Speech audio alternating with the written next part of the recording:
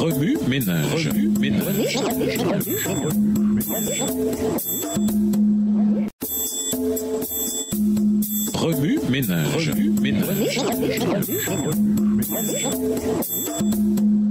Bienvenue dans votre émission Remue ménage. Nous voilà à la leçon de lundi. L'obéissance vaut mieux que le sacrifice. Lisons 1 Samuel 15, verset 22. 1 Samuel 15, verset 22. Samuel dit: L'Éternel trouve-t-il autant de plaisir dans les holocaustes et les sacrifices que dans l'obéissance à la voix de l'Éternel? Voici, l'obéissance vaut mieux que les sacrifices, et la soumission vaut mieux que la graisse des béliers.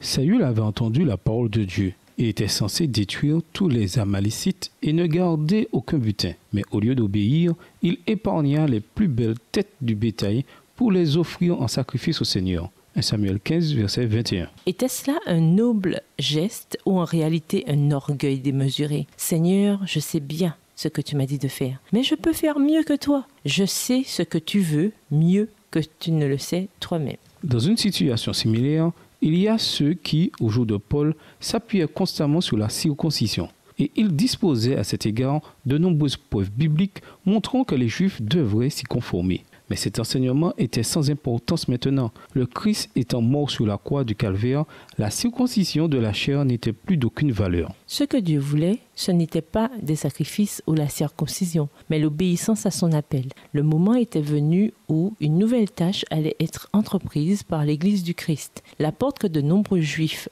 convertis avaient tenu fermée aux gentils allait maintenant s'ouvrir sans plus tarder.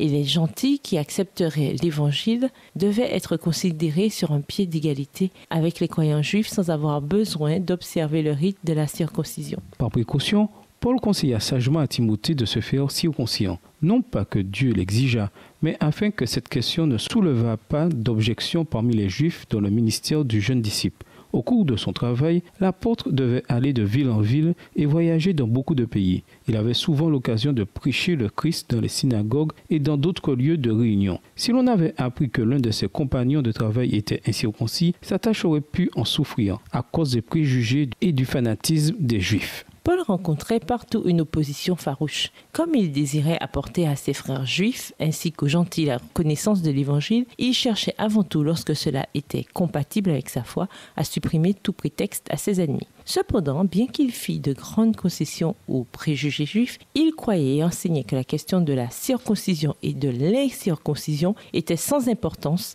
que seul comptait l'Évangile du Christ. L'obéissance est la réponse découlant d'une relation de confiance avec Dieu. Nous avons confiance en lui et dépendons de lui. Il prend les devants. L'obéissance vaut mieux que le sacrifice. Laissons Dieu prendre la place de dirigeant qui lui revient et nous demeurons à notre place légitime exprimée par notre dépendance de lui et notre soumission à sa providence. Au revoir. Et à demain si Dieu veut. Remue ménage. Remue ménage.